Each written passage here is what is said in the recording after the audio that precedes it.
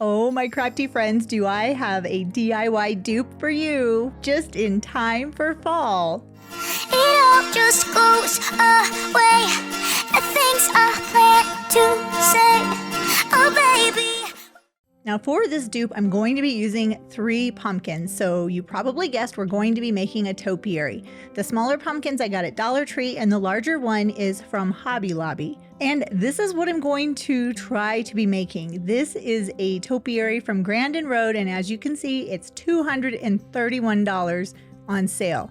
That's way too rich for my blood, so I thought I would see if I could dupe this Grandin Road pumpkin topiary with a couple of pumpkins from the Dollar Tree and Hobby Lobby. So the first thing I did was remove all 3 of the stems. Here's a fun trick. Put a tall paintbrush into your pumpkin, that way you can pick it up for painting.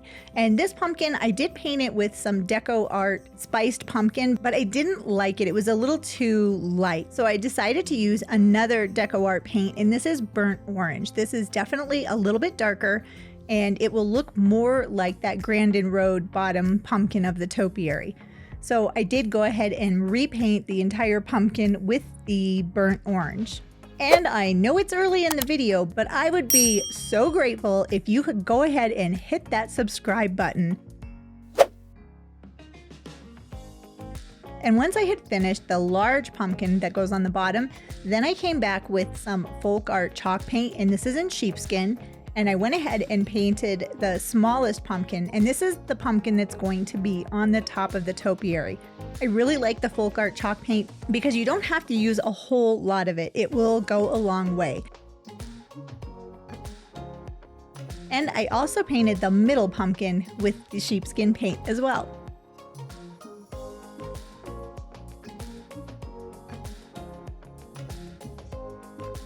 And the middle pumpkin only took 1 coat of the sheepskin paint because it was already a light color.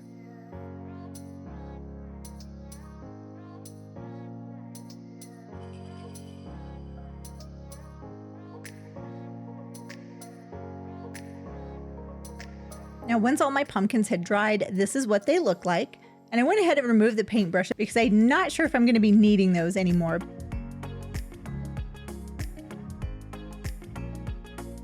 This is what my topiary will be like. So it's actually pretty tall with these 3 pumpkins. And I decided to start with the middle pumpkin because this is where I'm going to be adding some texture. So I got this texture paste, and I wasn't exactly sure how I could duplicate that middle pumpkin on the Grandin Road topiary. So I tried some different tools. And this is what I decided to use because this was giving me the look that I wanted on this pumpkin. And using the palette knife, I moved the texture paste around a bit onto the pumpkin. And when I was doing it, I just lifted up the palette knife a little bit, and that really gave a lot of texture to this pumpkin.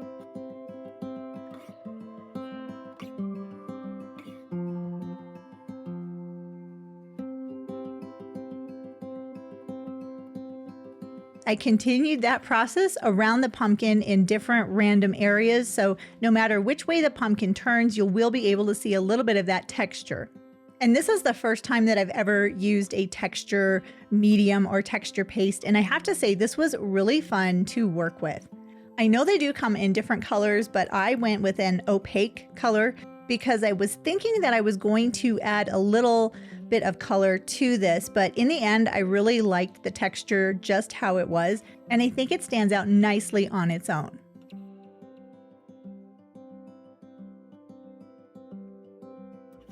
Now for the little pumpkin, or the top pumpkin of the topiary, and I had this acrylic paint from Anita's, and I'm not sure if Hobby Lobby is not selling it anymore, but that's where I found this paint at.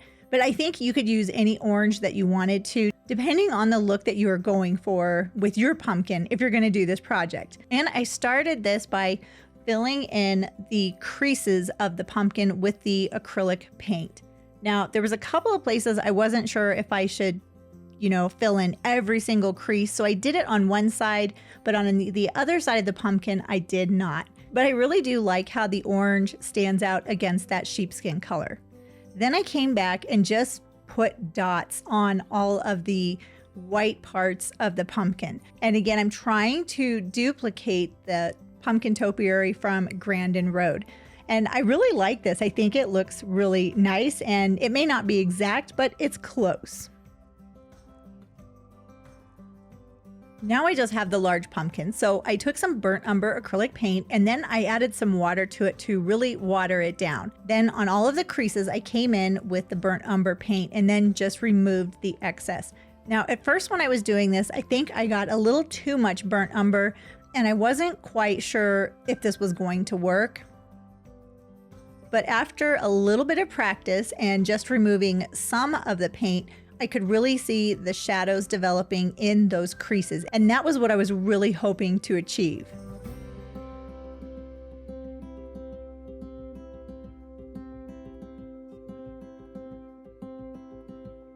I did go back over the creases a couple of times until I got the darkness or the shadowed area that I really wanted this pumpkin to have. And that's what I really love about crafting is you can just keep practicing until you get it how you want it to be. I did also come back to the top of the pumpkin and add a little bit of shading there as well.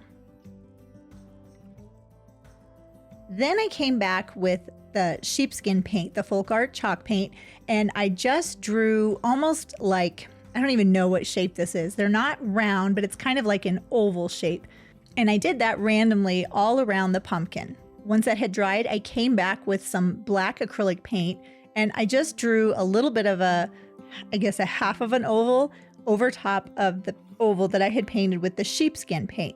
I want to still see that sheepskin color, so I basically did the same shape, only smaller with the black paint. I think that looks really unique. I like it. And then every pumpkin got a thick coat of Mod Podge. And once that was dry, I used some E6000 and then I secured the pumpkins to each other.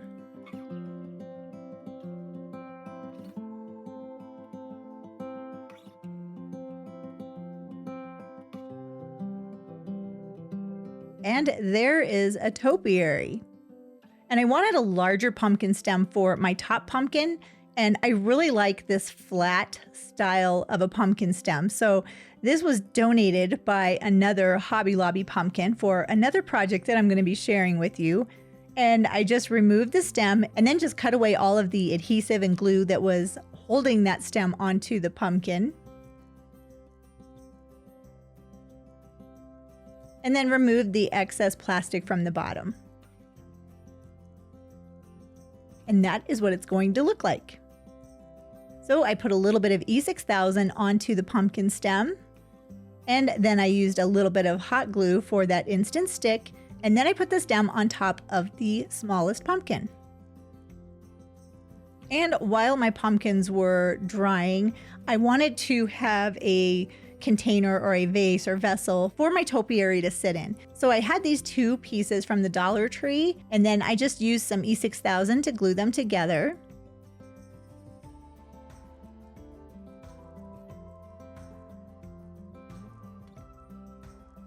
And then I came back with some salt wash, which is an additive that gives texture to projects, and it's so much fun to use. And I added that to kind of a cream colored or antique parchment colored acrylic paint.